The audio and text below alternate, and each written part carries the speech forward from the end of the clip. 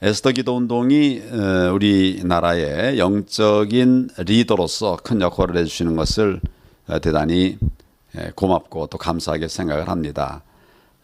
전에 연세중앙교회에서 큰 집회를 할 때 여러분들 만나 뵀던 기억이 나고요. 나는 그때 그 온 분들이 몇 명이나 되는지도 모르고 가서 나 얘기를 했는데 나중에 보니까 3만 명이 모였다고 그러더라고요. 대단한 집회를 이끌어 준비해 주시고 또 끌어주셔서 자기 자랑이 아니라 한국 사회의 영적인 변화를 위해서 해주신 데 대해서 정말 늘 평소에 고맙게 또 감사하게 그렇게 생각을 하고 있었습니다. 뭐 아시는 분은 아시겠지만 많은 분들은 저를 금수저라고 그래요. 금수저. 근데 저는 금수저를 구경도 못 해봤어요. 저는 아주 용산구 산천동이라고 하는 정말 산동네. 동 이름 자체가 무슨 산동네로 보이지 않습니까? 그 산천동에서 자랐어요. 어릴 적에. 제 어릴 적 사진이 제 기억에는 한 서너 장밖에 없어요. 왜 그럴까요?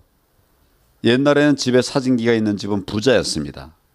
또 우리 동네에 사진기가 있는 사람이 없었어요. 우리 동네 가난한 동네니까. 그래서 몇 달에 한 번씩 사진사가 옵니다. 그럼 사진사가 오면 그때 이제 가서 사진 찍는 거예요. 근데 사진사가 온다고 해서 항상 찍는 거는 아니죠. 또 찍으면 돈 내야 되니까. 그래서 사진이 별로 없어요. 저는 어릴 적 사진이 없어요. 이렇게 말 같은 거 이렇게 하나 모형 갖고 와서 거기서 앉아서 태운 거 하나 있고, 또 우리 어머니, 누님 이렇게 갖고 찍은 사진 하나 있고, 하여튼 몇 장 기억이 잘 안 나요.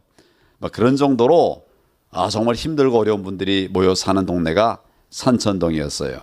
제가 이제 거기서 이제 자라고 이렇게 했는데, 그 동네에 교회가 두 개가 있었습니다. 하나는 굉장히 큰 교회고 거기 가면 학용품도 주고 또 먹을 것도 주고 과자 같은 것도 주고 이러는 곳이었어요.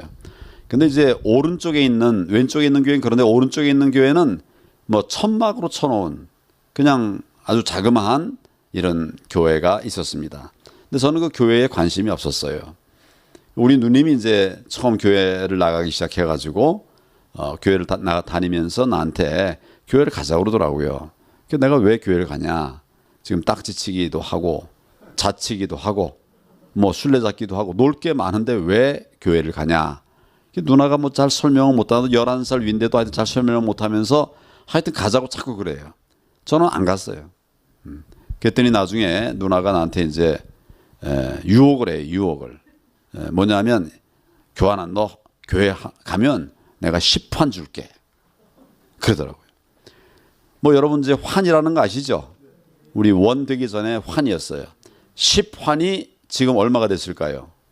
1원이 됐어요. 근데 그때 이제 10환이라고 하니까 지금으로 말하면 1원이어서 누가 길거리에 떨어져도 구경도 안 하는 거들떠보지도 않는 그런 돈인데 그때는 10원이 만만치 않은 돈이었어요. 왕사탕이라는 얘기 들어보셨습니까 여러분? 요즘 왕사탕 없지만 옛날에 그냥 지름이 한 5cm 되는 큰 왕사탕이 있었어요. 그 왕사탕이 있으면 그거 하나가 이제 5환이에요. 5환. 5환인데 그걸 이제 어쩌다 구하면 그치 입에 이제 넣고 먹지 않습니까? 요즘은 애들 과자 사탕 먹을 때 어떻게 먹습니까? 그렇게 깨물어 먹죠. 옛날에는 못 깨물어 먹었어요. 아까우니까 어떻게 먹었을까요? 빨아서 먹었어요. 입안에 넣고서 큰 걸 넣고서 주물럭주물럭 해서 이렇게 빨아 먹었어요. 봐요. 근데 그것도 그냥 계속 빨아 먹는 게 아니라 한 30번 빨아 먹은다면은 꺼내요 입에서. 그래가지고 껌딱지 위에다 올려놔요. 뭘 하고 있을까요? 말리는 거예요. 말려서 먹으면 더 오래 먹거든. 이렇게 해가지고 이제 한 알 같으면 이렇게 아껴 먹으면 그냥 한나절 내내 먹는 거예요. 넣었다 뺐다 넣었다 뺐다. 그러니까 10환이면 그런 거를 2개를 살 수 있는 돈이니까 제가 10살 때 그 유혹에 넘어갔어요. 정말 줄 거냐 그랬더니 준대요.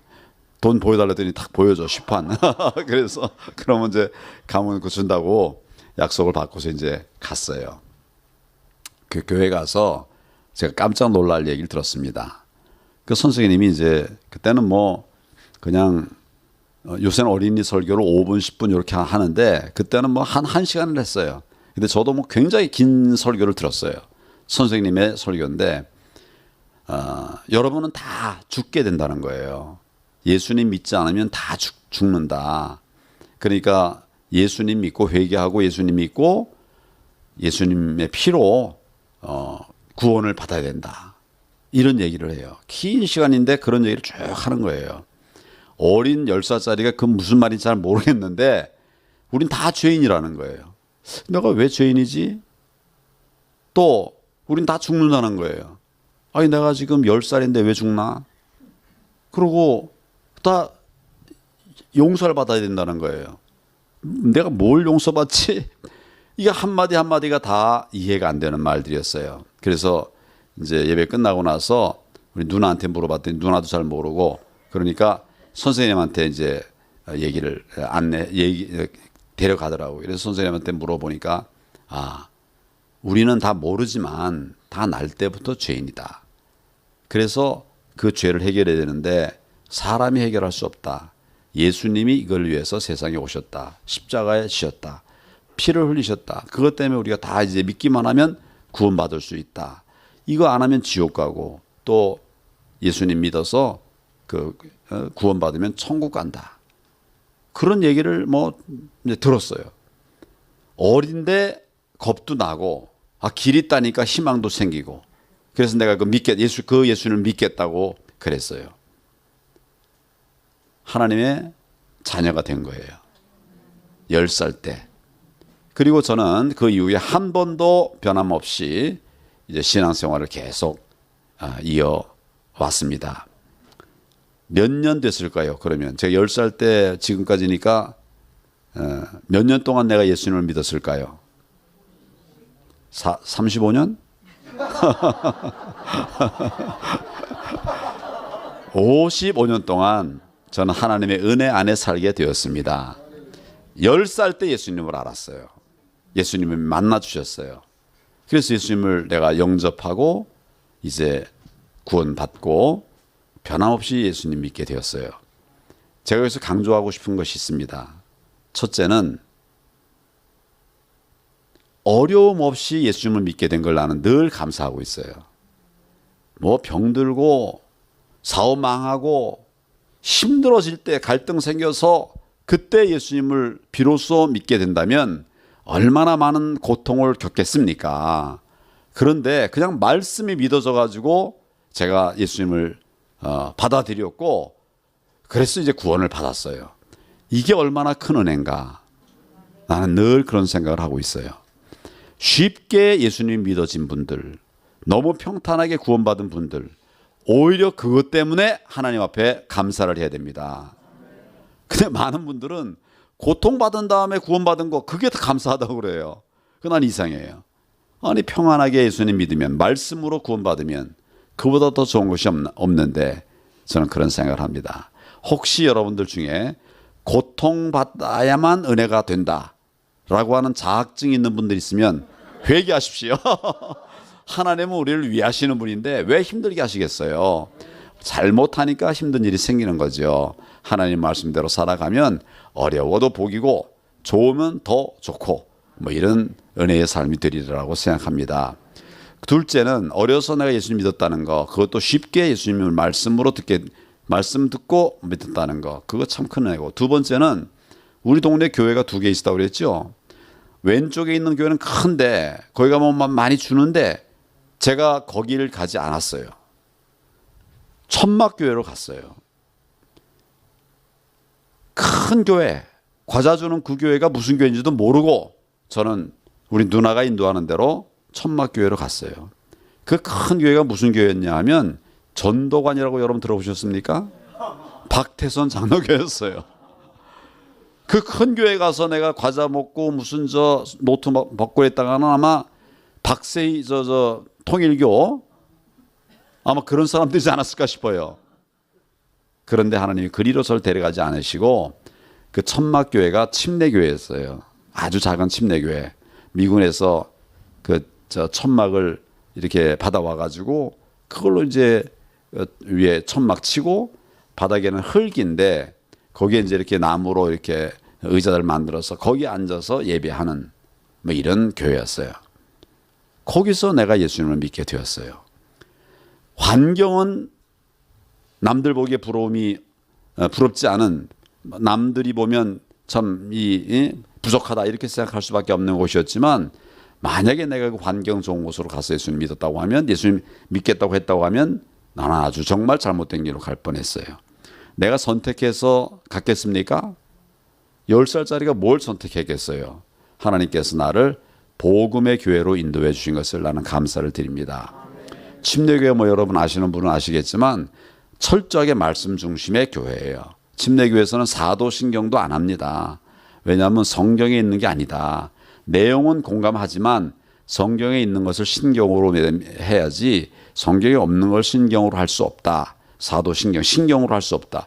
이래서 그걸 안 하는 거예요. 내용을 부정하는 건 아니지만 그런 정도로 아주 철저한 복음주의 교회인데 하나님이 나를 거기로 인도해 주셔서 거기서 신앙생활을 하게 된 것을 저는 아주 기쁘게 생각합니다. 셋째로 제가 처음 교회 가가지고 은혜 받은 게 있어요. 뭐냐면 그때 우리 이제 반에 학생들이 90몇 명이었어요. 옛날에는 그냥 그 콩나무 교실이 콩나무 교실 같은 이런 곳이었다고 그랬잖아요. 100명 정도가 됐어요. 90몇 명. 근데 제가 그 중에서 공부를 잘했겠습니까? 못했겠습니까? 예? 잘했을 것 같죠? 제가 40몇 등 했어요. 그러니까 중간 정도 했는데 나는 그래도 그때 뭐 내 뒤에도 못하는 애가 많네. 옛날에 성적 순으로 앉았거든요. 그러니까 내 뒤에 못하는 애 많네 하고서 나는 뭐 공부 잘하니 못하냐는 생각도 없었어요. 학교 갔다 오면 어머니가 교환아 저 콩나무라 그 명아주 좀 따고 와서 나가 놀아라 그런다고요. 명아주라고 옛날 나물 있지 않습니까?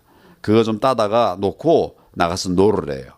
그 왜 나가 놀으라고 그러냐? 우리 형제가 6남매였어요. 제일 큰 형님은 16살 위고 이 친구들 여기 형들은 뭐 공부해야 되고 그러는데 이 저 막내가 와서 자꾸 시끄럽게 하면 떠들고 그러면 공부 방해되잖아요. 그 이제 뭐 시끄럽지 않게 또 집도 좁은데 그러니까 자꾸 나가 놀으라고 그래서 저는 초등학교 때 나가 노는 게 사명인 줄 알았어요. 뭐 열심히 놀았어요. 가서 말 그대로 딱지 치고 뭐 하다가 딱지 이제 많이 또 집에 가져가면 놀 데도 없으니까 뭡니까 굴뚝 그 밑에다 숨겨놓고 뭐 이렇게 해가지고 이제 집에 들어가서 뭐 이렇게 자고 아침에 또 학교 갔다 와서 또 놀고. 근데 사명을 수행해야 되니까 공부를 잘할 수가 없지요. 그래서 이제 그래 했었는데 제가 교회 갔더니 우리 선생님이 그래요. 교환아, 너 예수님도 열심히 믿고 공부도 열심히 해야 돼. 그러더라고요. 예수님도 열심히 믿고 그래서 구원받아야 되고 공부도 열심히 해야 돼. 지금 다들 잘 못 살잖아 이 동네. 그러니까 공부 열심히 하면 잘 살 수 있어. 이런 얘기를 해요. 공부를 열심히 하라는 말을 난 그때 처음 들었습니다. 그래서 그 선생님 말씀대로 신앙생활도 열심히 하고 공부도 열심히 했어요. 그랬더니 이제 그 3학년 때였는데 4학년 되면서 이제 올라가면 이렇게 자리를 쭉 배치하는데 그게 성적순이에요. 여기 1등입니다. 2등, 3등이고 저쪽 끝에 우리 권사님 자리는 그 꼴등 자리예요. 아주 비교육적이죠. 4학년 올라갈 때 제가 어디쯤 앉았을까요? 네, 맞습니다. 첫째 줄에 앉았어요. 세 번째 자리에 앉았어요. 몇 등이라는 거죠? 3등 됐어요. 이 40 몇 등이 3등이 됐어요. 놀랍죠? 박수를 쳐야 되는 거예요. 그러니까 예수님 믿고 나서 그 신앙생활도 열심히 하고 또 공부도 열심히 했더니 뭐 올라갔어요. 5학년 되니까 몇 등이 됐을까요? 1등이 됐어요. 그러고 막 이렇게 좋은 학교도 가고 막 그랬어요. 저는 과외 거의 안 했어요. 과외가 거의 안 한 게 아니라 내가 팔려가서 학원에 다니는 일은 있어요. 공부를 잘하니까 너 와서 그냥 공짜로 공부하래요. 하면은 결국 다른 사람들에게 자랑하는 거예요. 우리 교회에, 우리 학원에 예언 나오니까 너도 와. 뭐 이렇게 하는 모양이에요. 나중에 보니까 그렇더라고요. 거의 학원 안 다녔고 그냥 하나님께서 주신 지혜를 따라서 공부를 했는데 뭐 그냥 이렇게 저는 은혜로 저는 생각해요. 그게 하나님의 은혜라고 생각해요. 우리나라에 복음이 떨어져 가지고 뭐 교회를 먼저 세운 것도 아니고 맨 처음에 병원 짓고 학교 세웠어요. 그리고 교회 세웠어요. 선교사들이 와서 그렇게 했습니다. 복음과 함께 문명이 온 거예요. 그냥 침 맞고 겨우 이렇게 치료하던 사람들이 병원에서 또 뭐 이게 서당 가서 공부하던 분들이 학교에서 변화가 시작된 거예요.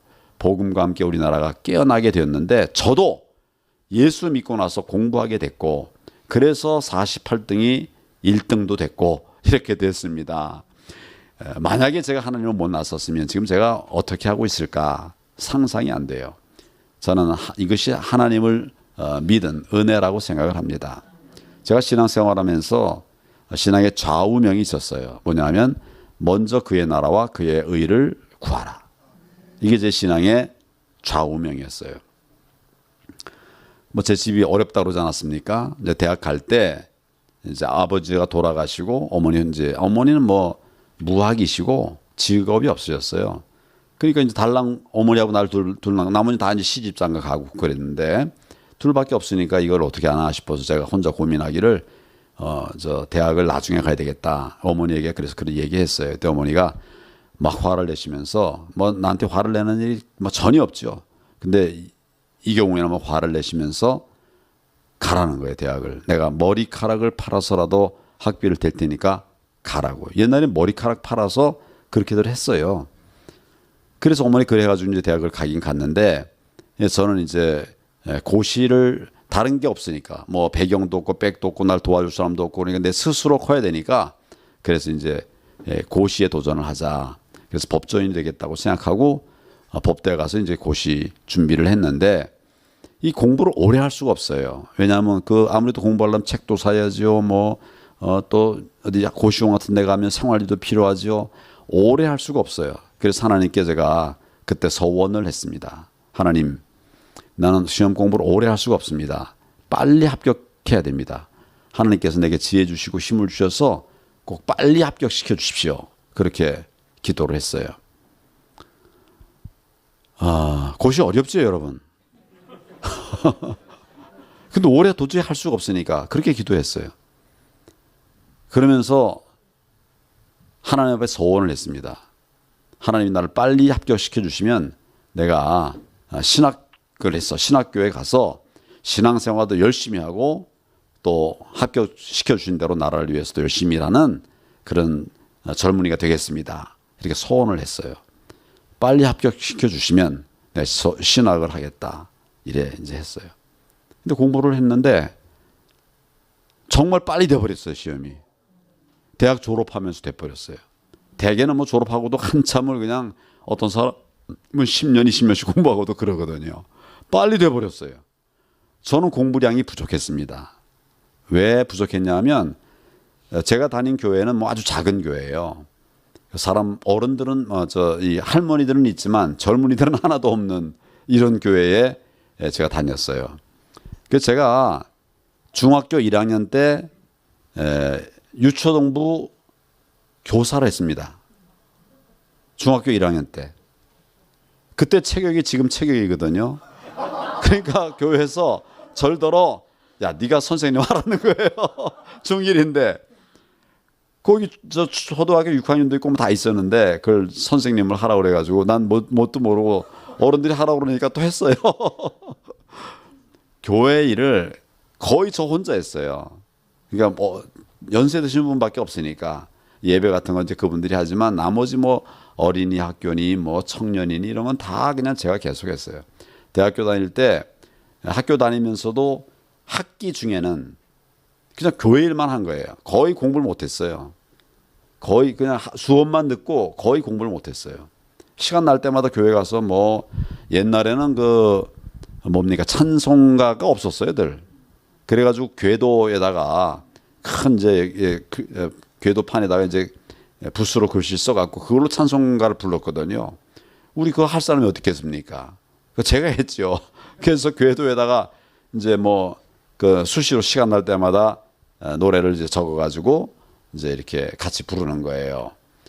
그리고 뭐 또 이제 교육도 또 좀 잘해야 되니까 융판 같은 거 갖고 옛날엔 그 이야기를 했어요. 융판 이야기.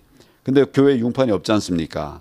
그러니까 뭐 1시간 걸어가서 융판 빌려가지고 또 1시간 이제 돌아와가지고 그 준비해서 그 예배 시간에 또 이제 애들에게 가르쳐주고 뭐 그랬어요. 뭐 그리고 크리스마스 같은 때 되면 한 3, 4일을 집에 가지도 못하고 거기서 뭐 이것저것 다 하고 애들하고 학기 중에는 도대체 공부를 할 수가 없더라고요. 그러니까 이제 방학이 되면 교회의 양해를 구해가지고 제가 이제 저 시골의 고시원, 고시마을 이런 데 가서 한 달 반, 2달 이렇게 공부한 게 전부예요. 공부 양이 절대 양이 부족해요. 고시 합격하려고 그러면 뭐 한 500페이지, 700페이지짜리 그 교과서가 한 20권 있거든요. 그걸 달달달달 외워야 이제 그 패스가 되는 거예요. 근데 뭐 이렇게 한 달에 한 학기에 한 달 반, 2달 뭐 이렇게 공부한 거 갖고서 이거 뭐 부족한 거죠. 그런데 졸업하면서 시험이 돼버렸어요. 하나님의 은혜죠. 네. 그러니까 저는 먼저 그의 나라와 그의 의를 구하라 이런 마음으로 하나님 일이 먼저다 이렇게 생각했으니 그걸 했는데 하나님께서 공부가 부족한데도 저를 합격시켜 주셨어요. 합격시켜 주신 것까지는 참 좋았는데 문제가 생겼어요. 뭔 문제가 생겼냐 하면 매년 판사를 80명 뽑았습니다. 그때는. 그다음에 검사를 70명 뽑았어요. 합해서 150명을 매년 뽑았습니다.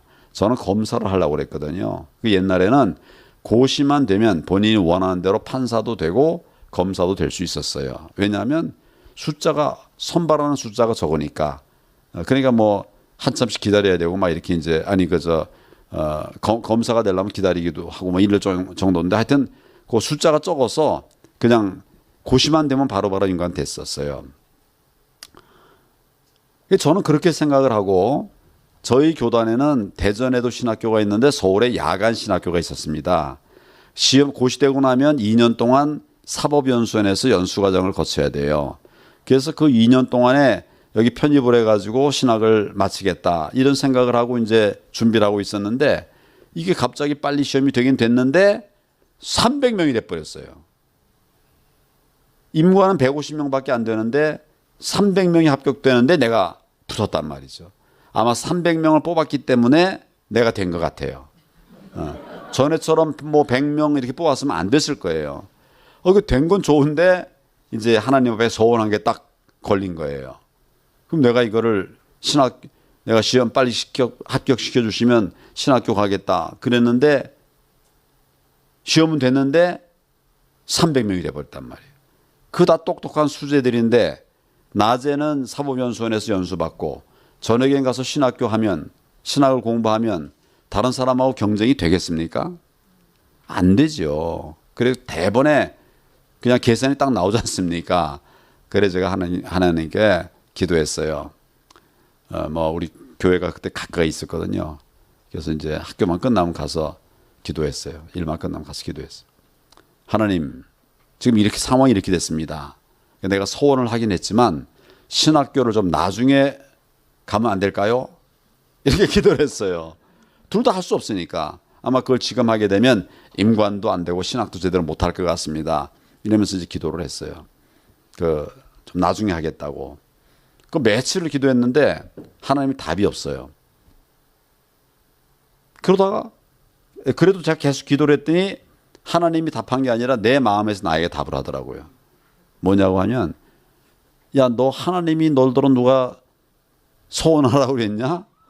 네가 스스로 해놓고서 빨리 합격시켜 주시면 내 신학을 해서 믿음 생활 잘하는 젊은이가 성장하겠습니다. 이래 놓고서 그래서 하나님이 빨리 합격시켜 줬는데 네 실력도 안 되는데 빨리 시켜줬는데 지금 와서 왜 딴소리야? 내 안에서 그런 소리가 확 들려오더라고요. 그래서 그거 맞잖아요. 그래서 아이고 이거 안 되겠다 그래서 그냥 신학교에 진학을 했어요. 이제 연수원이 한 5시 정도 끝납니다. 그러면 신학교는 5시 반에 해요. 그러니까 뭐 그때 이제 연수원은 서초동에 있었고, 서소문에 있었고, 그다음 신학교는 퇴계로에 있었거든요. 막 부지런히 달려가야 겨우 달랑달랑 막 그래요. 근데 제가 이제 저 교실에 딱 들어가면 교수님이 출석을 쫙 불러요. 뭐 김안무개부터 쭉 불렀겠죠. 제가 들어갈 때쯤 되면 최안무개를 불러요. 저는 성이 뭡니까? 황이니까 달랑달랑해서 겨우겨우 해가지고 맞췄어요. 제가 신학교를 정상적으로 수료를 했겠습니까? 수료를 못했겠습니까? 아주 우수한 성적으로 수료를 했어요. 달랑달랑이지만 그래서 수료를 잘했습니다. 그 다음에 150등 안에 들었을까요? 못 들었을까요? 들었으니까 제가 검사한 거겠죠. 처음에는 저는 사실 불가능하다고 생각해요. 생각했어요. 검사는 포기해야 되겠다. 하나님께 내가 다시 신학을 하겠다고 결심한 이후에 이건 뭐 안 되겠구나. 근데 사실 그랬었어요. 근데 하나님께서 합격시켜 주셨고 검사가 되게 하셨고 검사장까지 또 장관까지 총리까지 시켜주시지 않았습니까?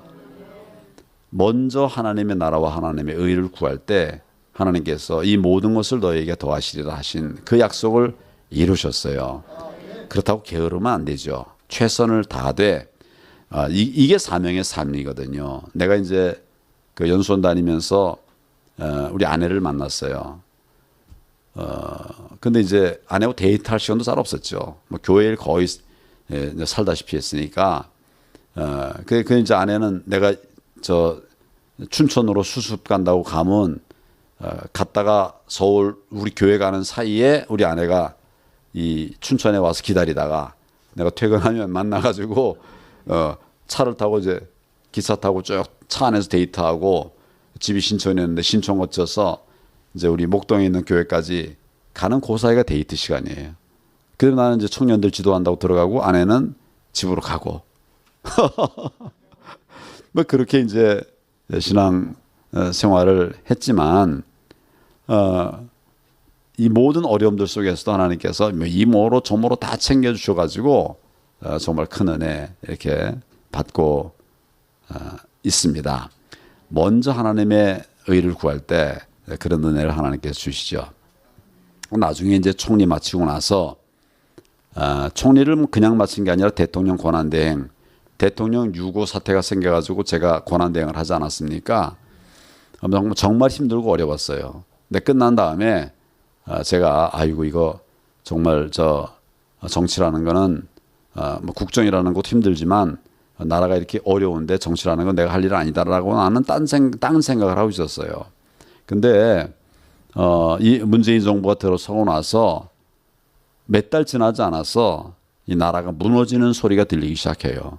저는 이제 장관도 했고 또 총리도 했고 대통령 권한대행도 했으니까 정부 각 부처의 일들을 이제 어느 정도 알지 않겠습니까? 그래서 어떻게 하면 경제를 살리겠다. 어떻게 하면 안보를 지킬 수 있겠다.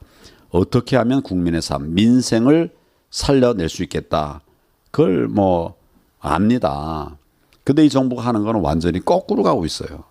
경제 죽이는 정책을 쓰고 있고 또 안보 뭐 다 무너져 버리지 않았습니까? 그리고 또 뭐 민생 정말 파탄에 빠져서 집 하나 사기가 이렇게 힘든 나라가 돼버렸어요.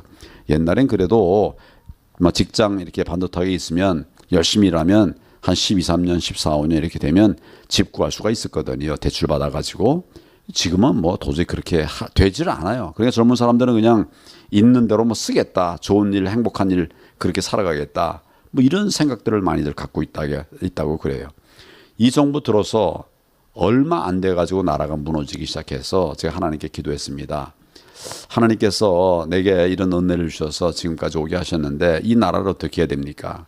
저는 이제 이렇게 우리 우파 자유민주주의 시장 경제를 존중하는 이 세력들을 기를 수 있는 싱크탱크를 만들어서 정치 지원을 하자 이런 생각을 가지고 이제 기도를 하고 있었는데 이제 나라가 이렇게 급하게 망가지니까 이걸 어떡합니까? 하나님께 기도했더니 정치를 하러 나가라고 그러시더라고요.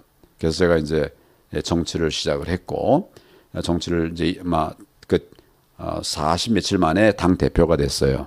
이것도 다 뭐 하나님의 은혜지요. 한 번도 그런 사람이 없었어요. 불과 40 며칠 사이에 제1야당의 대표가 된다. 뭐 상상할 수 없었지만 하나님께서 시작하게 하시면서 그 길을 열어주셨기 때문에 뭐 그런 결과가 이어져 왔습니다. 근데 1년 한 이달 1년 2개월쯤 지나고 나서 총선에서 우리가 완전히 져버렸어요. 표에서 뭐 완전히 차이가 많이 나게 졌어요. 그래 제가 이제 그 선거운동 기간 중에 그런 약속을 했습니다. 국민들에게 이 문재인 정권을 극복하기 위해서 이번 총선에서 과반수를 얻도록 노력을 하겠다. 과반 의석을 얻지 못하면 내가 책임지고 물러나겠다. 그런 약속을 했는데 정말 지난 4.15 총선에서 우리가 졌지요. 그래서 제가 모든 공직을 다 당직을 물러내놓고 물러가 있었습니다. 그러면서 내 하나님께 기도했어요. 하나님 정말 저는 정치에 안 맞는 것 같습니다. 그러니까 제가 잘하는 영역에서 일할 수 있게 해주십시오. 바꿔 말하면 정치를 안 하게 해주십시오. 나를 시작하게 하신 분이 하나님이니까 그만두게 하는 것도 하나님이 그만두게 해 주십시오. 이렇게 이제 기도를 하면서 정치 안 하겠다는 기도를 계속했어요. 근데 답이 없어요. 답이 없어요. 하나님이. 그러니까 정치를 계속 하지도 못하고 안 하겠다고도 못하고 다른 일도 안 하고 못하고 이런 어정쩡한 상태로 시간이 지났어요. 저는 뭐 정말 간절히 기도했죠. 답이 없어요. 그러다가 1년 2개월 동안 지난 뒤에 하나님께서 답을 주셨어요. 그게 뭐냐? 나는 정치를 안 하고 싶습니다. 그 길을 열어주십시오. 이렇게 기도하고 있었는데 하나님의 답은 정치를 하라 마라가 아니에요. 하나님의 답이 뭐였냐면 회개하라. 이거였어요. 회개하라고 말씀하시더라고요. 이게 저는 교회에서 훈련받으면서 교회의 5가지 원칙 그거 잘 알고 그렇게 실천했어요. 첫째는 하나님을 찬양, 둘째는 회개, 셋째는 감사, 넷째는 간구, 다섯째는 중보. 그걸 균형 있게 계속 기도하는 그런 훈련을 하면서 신앙생활을 해왔기 때문에 저도 회개를 많이 하는 편에 속하는 사람이었어요. 근데 갑자기 하나님께서 회개하라고 강하게 말씀하시더라고요. 이게 무슨 말씀인가? 제가 깜짝 놀래가지고 그래서 그때부터 회개를 시작했어요. 회개를 시작했더니 제가 상상도 못했던 회개거리들이 막 쏟아지더라고요. 내가 상상도 못했던. 뭐 예를 들면 이런 거예요. 여러분도 아마 상상 못할 거예요. 제가 당에 들어갈 때 통합을 기치로 내세웠습니다. 그때 우리 너무 쪼개져 가지고 선거 때마다 지고 있었거든요. 그래서 우선은 당내 친박계다 친이계다 이래가지고 계파 나눠져 있던 것 다 없애버리다. 계파를 다 없앤다. 이래가지고 이제 당내 계파를 거의 없앴어요.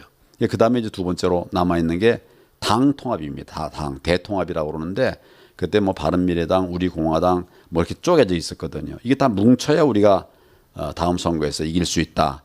제가 이제 그렇게 생각을 하고서 통합을 추진을 하려고 하나님께 기도했더니 하나님께서 통합을 추진하라고 답을 주시더라고요. 그래서 통합을 이제 작업을 시작했어요. 아마 2019년 8월쯤 될 겁니다. 그래서 이제 작업을 시작했는데 한 달 반, 뭐 2달 채 안 되는 그 사이에 굉장히 많은 성과가 있었어요. 역대 이제 우파 정당의 통합은 3번밖에 없었습니다. 그만큼 어려운 거죠. 힘든 건데 정치를 처음 시작하는 내가 거기 도전을 한 거예요. 왜냐하면 이기기 위해서 뭐 대선에서 이기기 위해서 그런 도전을 한 거였죠. 그거 잘 됐는데 하나님께서 갑자기 멈추라고 그러시더라고요. 멈추라고. 아니, 하나님께서 시작하라고 해서 지금 진행했고 잘 되는데 왜 멈추라고 하십니까? 하여튼 멈춰라. 계속 멈추라는 답이 와요. 근데 이게 맞질 않는 거예요. 하나님이 시키셨고 또 하다 보니 잘 됐는데 잘 돼가고 있는데 왜 멈추라고 그럴까? 이게 다른 응답인가? 이러고서 이제 그냥 진행을 했어요. 그랬더니 나중에 하나님께서 아주 강하게 말씀하시면서 내가 그 바른미래당을 쪼개서 네 당에 들어가게 할 테니까 통합을 멈춰라 그러더라고요.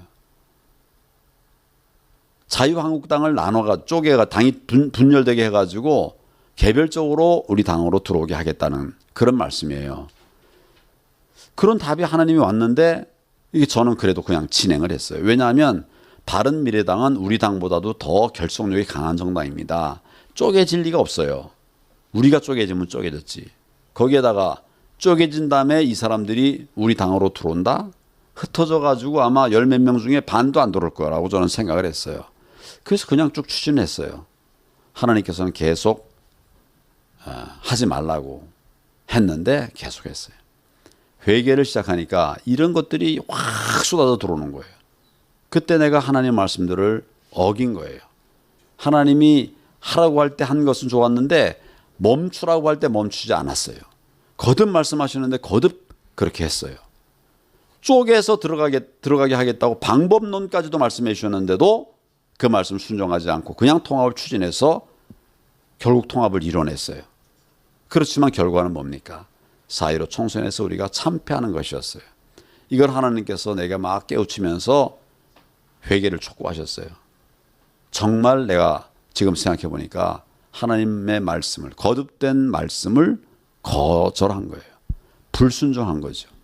막 가슴이 찢어지더라고요. 내가 어쩌다 이런 사람이 됐는가 이러면서 막 회개하게 됐어요. 뭐 이런 회개들이 막 이어지는 거예요. 내가 전에는 그 생각도 못했던 이런 회개거리들. 또 통합할 때 통합을 하려고 하니까 바른미래당에 가 있던 사람들이 되게 그 정치 경력이 오랜 사람들이 많이 있어요. 이 사람들이 들어오고 우리 당에서 그동안 당을 지키면서 오래 일했던 사람들이 서울 수도권에서 이제 경쟁이 되게 됐습니다. 그러니까 이거 통합을 원활하게 하느라고 이제 뭡니까 공천관리위원회에서 뭐 이렇게 사람 배치를 하는데 그 바른미래당 출신 사람들에게 그 우선 공천을 주거나 단독 공천을 줬어요. 그러면서 오랫동안 우리 당에서 고생했던 이런 분들에게 그 소위 경선의 기회도 주지를 않은 곳들이 많았습니다. 어떤 것은 경선의 기회를 줘서 그 중에 이제 이긴 사람을 우리 후보로 이렇게 공천을 했지만 아예 그런 경선의 기회도 갖지 못하고 그냥 탈락한 사람들이 많아졌어요. 전부 한 40몇 명이 됐습니다. 이분들이 저에게 와서 막 항의를 하는 거예요. 우리가 그동안 당을 위해서 이렇게 애를 썼는데 어떻게 경선의 기회도 안 주고 공천에서 탈락시키냐. 막 항의를 해요. 제가 위로를 했습니다. 그렇지만 내 마음속에는 우리가 그렇게 해서 5석을 잃는다 하더라도 10석을 얻으면 통합해서 10석을 얻으면 그게 이기는 길이다. 이렇게 생각을 했어요. 그래서 그분들에게 위로는 했지만 그들의 아픔을 정말 마음으로 품어주질 않았어요. 못했어요. 이게 생각이 나는 거예요. 하나님께서 가장 큰 계명이 뭐냐? 하나님을 사랑하고 내 이웃을 내 몸과 같이 사랑하라고 하는 것 아니냐? 내 이웃을 내 몸과 같이 사랑하라고 했는데 이웃도 아니고 네 동지들을 너는 사랑하는 마음이 하나도 없었다. 일로만 생각하고 사람으로 생각하지 않았다. 이런 걸 나한테 막 깨우치시는 거예요. 정말 맞는 말씀이에요. 아무리 정치를 한다 하더라도 나는 그리스도인인데 사랑의 정신을 잃지 않았어야 되는데 그거를 놓친 거예요. 그리고 일로 생각한 거예요. 몇 석을 얻을 것인가 이런 계산만 한 거예요. 그걸 내가 깨닫게 되니까 정말 참을 수가 없더라고요. 가슴이 막 무너지는 거예요. 내가 어쩌다 이런 사람이 됐는가. 정치가 뭐가 좋다고 그렇게 하나님의 계명을 어기고 사람에게 상처를 주면서 이런 일들을 내가 했는가. 이런 게 막 회개가 오는 거예요. 이렇게 그냥 내가 얼마나 그게 다 이제 네가 교만해서 그렇다는 거예요. 사랑의 마음이 없어서 그렇다는 거예요. 하나님 말씀보다 네 판단을 더 존중할 때가 있었다는 거예요. 이런 것들이 회개가 막 이어서 나와요. 다 뭐냐면 제가 정치를 시작한 이후의 범죄들입니다. 다 그래요. 제가 그래서 이제 어떤 날은 뭐 제가 노트를 하나 갖고 왔는데 어제 회개한 것들을 쭉 다 정리해가지고 이제 그 리마인드를 해야 되니까 그 다음날 새벽에 다시 또 이제 기도를 하다 보면 어제까지 나온 거 말고도 또 새로운 회개거리들이 막 터져 나오는 거예요. 제가 그래서 이제 노트를 했어요. 노트를 하다가 노트한 걸 갖고 기도하다가 또 다른 게 나오면 그 옆에다 여백에다 막 메모하고 그랬어요. 여기 지금 제가 보여드릴 수는 없는데 그렇게 해서 그냥 여백에 막 하다가 또 뒤에는 또 이게 여백도 모자라 가지고 이면지 옆에 있는 이면지 갖다가 또 막 이렇게 회개 제목들을 써야 될 정도로 이렇게 회개거리들이 막 쏟아지더라고요. 회개 기도를 하다 보니까 내 스스로가 너무 죄인된 모습이 적나라하게 드러나서 다른 간구도 못 하겠더라고요. 하나님 용서해 주십시오. 그리고 새 힘을 주십시오. 라고 하는 말이 나오려고 할 때마다 내가 스스로를 끊었어요. 용서해 주십시오까지만 하고 회개에만 집중을 했습니다. 사흘째 기도하고 마칠 때 회개할 제목들이 막 쏟아져 나와요. 교만했다, 자고했다, 사랑이 없었다, 남 탓했다, 뭐 제목만 회개할 제목들은 막 쏟아져 나와요. 내가 생각해서 이걸 회개해야지가 아니라 그냥 회개 제목들이 쫙 막 파노라마처럼 이렇게 나와요. 제가 나중에 정리를 해봤더니 25개의 회개 제목들이 쫙 나오더라고요. 내가 어쩌다 이런 죄인 중에 괴수 같은 사람이 되었습니까? 회개를 하지 않을 수가 없었어요. 그 다음 날도 기도 마칠 때 막 이런 회개 제목들만 쫙 또 파노라마처럼 지나가고 그 다음 날도 또 막 지나가고 3일 연속 그냥 이 회개 제목들만 막 지나가더라고요. 그 나중에 제가 잘 정리해서 중복된 거 빼니까 31가지의 제목, 31가지 기도할 회개할 거리가 아니라 31가지의 제목들이 나온 거예요. 그 각 제목들마다 또 회개를 계속 제가 해 왔는데 그런 것들이 이제 막 이렇게 비춰지는 거예요. 제가 정말 그때 다른 걸 할 수가 없었습니다. 회개하면서 내 모습을 보니까 이거 정말 나는 죽을 죄인이다. 죄인 중에 괴수다라는 말이 저절로 나왔어요. 그렇게 기도를 쭉 했는데 13일째 되니까 하나님이 이제 회개는 어느 정도 됐다. 이제 내가 너를 다시 일으켜 세우리니까 나가라.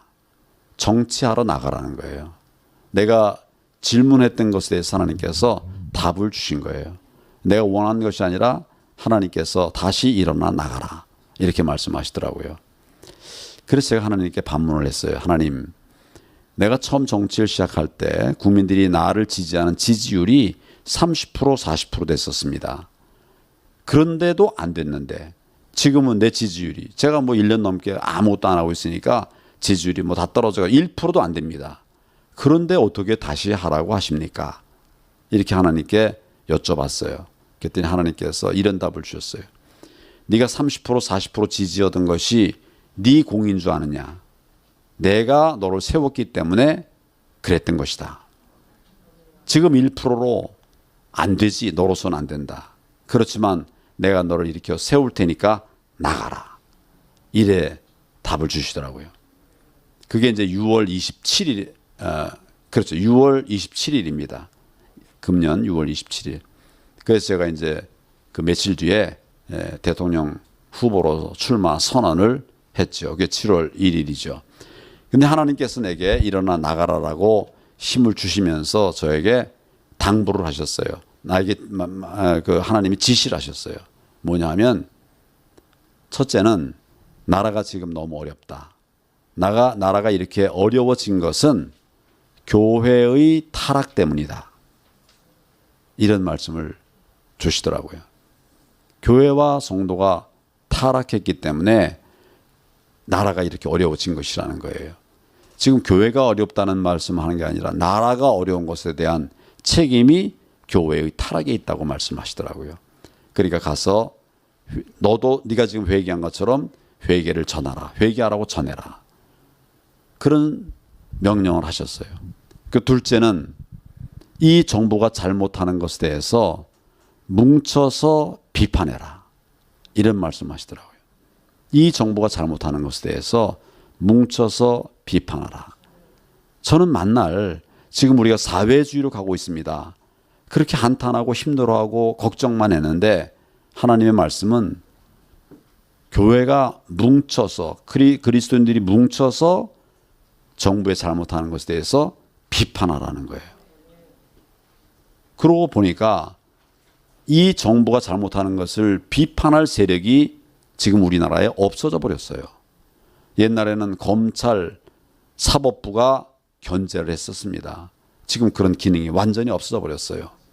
또 언론이 제4부라고 해가지고 또 정부를 견제했었어요. 지금은 언론이 완전히 이 문재인 정권의 어떻게 보면 편을 따르는 이런 사람들이 다 장악하고 있어가지고 언론이 정부를 전혀 비판하지를 않아요. 아무도 비판할 세력이 없다. 남은 것이 교회다. 교회가 뭉쳐서 비판해야 된다. 그러려면 교회가 먼저 비판할 자격을 갖춰야 되는데 그러려니까 회개하라는 거다. 회개해서 우리를 갱신하면서 이 정부의 잘못을 막아내라는 거예요. 그거를 네가 앞장서라. 그리고 교회와 성도들이 함께 하도록 네가 앞장서서 같이 해나가도록 그렇게 끌어가라는 거예요. 이 하나님의 메시지가 이게 내가 생각하는 것이 아니라 정말 하나님께서 내게 이 시대에 주신 그런 사명이고 우리의 책무라고 저는 생각을 합니다. 그 기도를 마친 뒤에 바로 그 다음날 4월 28일 날 인천 연수 을구에서 재검표가 있었어요. 근데 거기서 재검표 현장에서 대법관이 주재한 그 재검표 현장에서 불법 투표용지들이 막 쏟아져 나왔어요. 엄청나게 쏟아져 나왔어요. 뭐 이런 것을 지금 자세히 말씀드릴 시간은 안 되겠습니다만은 제가 여러 기회에 말씀을 드려서 아시는 분은 잘 아시리라고 생각합니다. 하나님께 기도했더니 그래서 내가 네가 나서라는 거다. 본래 정치인들은 부정선거 이슈를 얘기 안 합니다. 굉장히 이 표에 손해가 많이 난다고 선거 불복에 대해서는 아주 부정적인 생각들이 많아요. 안 합니다. 저도 총선 이후에 문제가 많다고 봤지만 증거가 없었기 때문에 얘기도 할 수 없었어요. 근데 4.28 4월 28일 재검표 결과 그 불법 선거물들이 막 잔뜩 나오니까 제가 기도하면서 용기를 내서 아무도 말하지 않지만 4.15 총선에 부정이 있었다. 그리고 두 번째, 세 번째 재검표가 거치면서 4.15 총선은 모두 다 무효다. 저는 이런 판단을 하게 되었습니다. 정치적인 판단이 아니라 팩트에 기초한 판단이에요. 저는 선거사범 오래 다룬 사람이거든요. 대한민국에 나만큼 다룬 사람이 없었습니다. 제가 가서 현장에 가서 직접 본 증거물들을 보고 가만히 있는 것은 정의롭지 못하는 것이죠.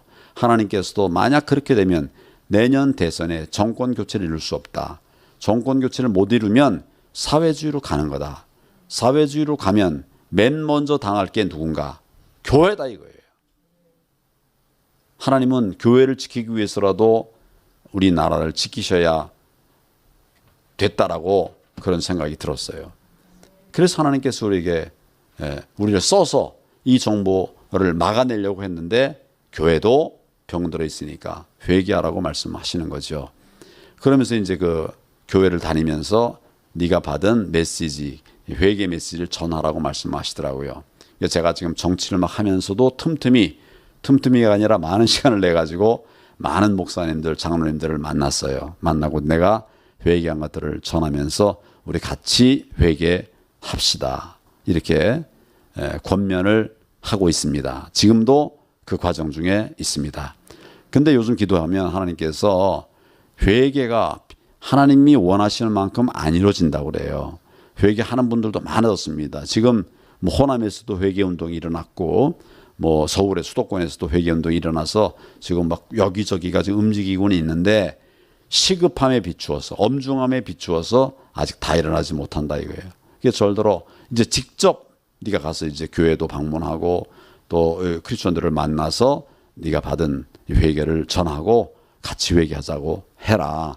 그러면서 저에게 아예 그냥 이렇게 그림까지 딱 보여주세요. 뭐냐면 이 기도 제목을 정해라. 나라와 민족을 살리는 회개 기도회. 딱 네이밍까지 딱 주셔요. 이게 뭡니까? 하나님께 여쭤봤더니 하나님께서 회개하라고 그래서 회개한다고 하는데 중구난방으로 하면 세상이 모른다는 거예요. 교회가 지금 똘똘 뭉쳐서 먼저 회개운동이 일어났구나. 이게 뭐냐? 세상이 주목해야 우리가 말하는 것이 영향력이 생길 텐데 중구난방이 되면 안 된다. 그러니까 하나의 목소리를 내라. 회개의 하나의 목소리를 내라. 목표는 나라와 민족을 살리는 그런 회개, 기도, 운동을 해야 된다. 그래서 네이밍까지 딱 이렇게 주시면서 전하라고 그래요. 그래서 제가 이제 그 뒤에 교회 갈 때 아예 그냥 이렇게 플래카드를 제가 만들어서 갖다 줬어요. 그냥 말하면 제 진정성을 잘 모를 것 같아서 만들어서 갖다 주면서 나라와 민족을 살리는 그런 회개 기도회를 열어주십시오. 그것도 매일 열라고 말씀하세요. 매일. 지금 저 박영호 목사님 같은 경우는 매일 오후 2시에 회개 기도회를 지금 하고 있습니다. 매일 하고 계세요. 이런 움직임들이 대한민국을 살릴 수 있으리라 저는 그렇게 믿습니다. 하나님께서 말씀하신 것을 제가 여러분들에게 전했는데 이거는 제가 설계한 이야기가 아니고 하나님께서 감동으로 저에게 주신 말씀입니다. 여러분 하나님의 기적을 믿습니까? 정말 믿습니까? 죽은 자를 살리신다고 믿습니까? 제가 이런 얘기를 하면 듣는 분들 중에 어떤 분들 중에는 아니 황 총리가 옛날에 그렇지 않았던 것 같은데 이거 뭐 신비주의자가 됐나? 이런 생각을 하시는 느낌이 그런 분들이 또 있어요. 근데 하나님과 대화해서 하나님의 말씀을 듣고 받고 감동을 받는 것이 신비주의입니까? 그건 너무 자연스러운 신앙생활이에요. 그런 게 없으면 하나님과의 소통이 없으면 그게 무슨 신앙생활입니까? 맨날 하나님과 교제하라. 하나님과 소통해라. 기도라고 하는 건 하나님과의 대화다. 내가 말하고 하나님 말씀 듣는 거다. 계속 우리 그렇게 얘기했는데 제가 그래서 경험한 걸 갖고 얘기하니까 그거 신비주의가 아닌가. 정말 이상해요. 아니 뭐 여러 사람이 그러는 건 아닌데 그런 분들도 있더라고요. 근데 뭐 저를 너무 사랑하는 사람들은 그런 생각 안 하죠. 하나님께서는 우리 그 성경 공부 교재 중에 보면 하나님을 경험하는 삶이라는 교재가 있습니다. 하나님은 내 안에서 내 앞에서 지금도 역사하고 계시는데 우리가 모른다는 거예요. 하나님께서 금방 다녀가셨는데도 하나님 만나 주십시오. 금방 다녀갔다. 내가 네 기도 중에 임했다. 만나 주십시오. 내가 임했는데 만나달라고 그래. 정말 죽어있는 신앙들 속에 우리 신앙이 자꾸 침륜에 빠지는 것 같습니다. 하나님께서 살아계십니다. 말씀하십니다. 회개가 필요할 때 회개하라고 말씀하십니다. 우리에게 은혜가 필요할 때 힘을 주십니다. 살아계신 하나님입니다. 지금은 대한민국을 정말 하나님께서 상 주시려고 복 주시려고 하는데 받을 그릇이 안 돼 있다라고 보시는 것 같아요. 그래서 회개하라고 촉구하고 계십니다. 정말 여러분들 속한 교회에 정말 자연스럽게 나라와 민족을 살리는 회개 기도 운동을 여러분 교회에서 퍼뜨리십시오. 여러분의 믿음의 동지들에게 퍼뜨리십시오. 지금은 우리가 회개할 때입니다. 기도하겠습니다. 하나님 은혜를 감사합니다. 우리나라를 사랑하셔서 세계의 원조를 받던 나라로부터 원조를 하는 나라로 복 주셨습니다. 세계 2위의 선교 강국이 되게 하셨습니다. 한강의 기적을 이루었습니다. 세계가 부러워하는 나라가 되었습니다.